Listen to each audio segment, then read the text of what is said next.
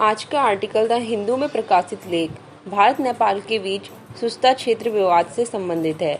आइए जानते हैं कि प्रीलिम्स के दृष्टिकोण से सुस्ता क्षेत्र विवाद, काला पानी विवाद से संबंधित प्रश्न पूछे जा सकते हैं, वहीं मेंस के दृष्टिकोण से भारत नेपाल संबंध से संबंधित प्रश्न पूछे जा सकते हैं। चलिए जानते हैं कि यह चर्चा में क्यों है। हाल ही में नेपाल द्वारा आधिकारिक रूप से नेपाल का नवीन मानचित्र जारी किया गया, जो उत्तराखंड के काला पानी, लिम्पियाधुरा और लिपुलेख को अपने संप्रभु क्षेत्र का हिस्सा मानता है। चलिए प्रमुख बिंदुओं को देखते हैं।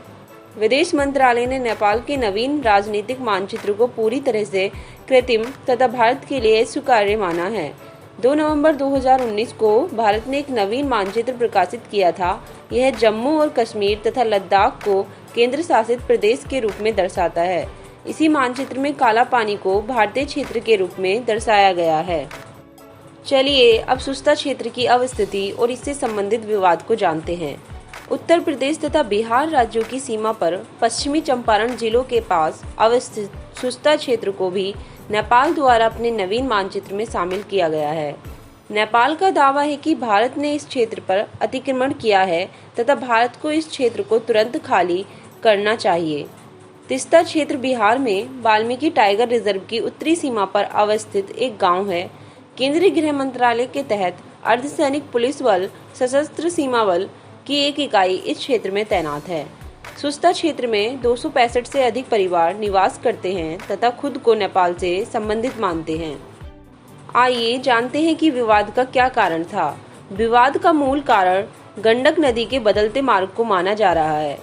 गंडक नदी नेपाल और बिहार अर्थात भारत के बीच अंतर्राष्ट्रीय सीमा को निर्धारित करती है। आपकी जानकारी के लिए बता दें कि गंडक नदी नेपाल में नारायणी नदी के रूप में जानी जाती है। नेपाल का मानना है कि पूर्व में सुस्ता क्षेत्र गंडक नदी के दाएं किनारे अवस्थित था, जो नेपाल का हिस्सा था, लेकिन समय के साथ नदी के मार्ग में परिवर्तन के कारण यह क्षेत्र वर्तमान में गंडक के बाएं किनारे पर अवस्थित है। वर्तमान में इस क्षेत्र को भारत द्वारा नियंत्रित किया जा रहा है। चलिए अब जानते हैं कि उत्तराखंड नेपाल सीमा विवाद क्या है। नेपाल के विदेश मंत्रालय के अनुसार सुगोली संधि, जो वर्ष 1816 में हुई थी, के तहत काली या महाकाली नदी के पूर्व के सभी क्षेत्र, जिनमें लिम्पियाधुरा, काला पानी और लिपुलेख शामिल है, नेपाल का अभिन्न अंग थे।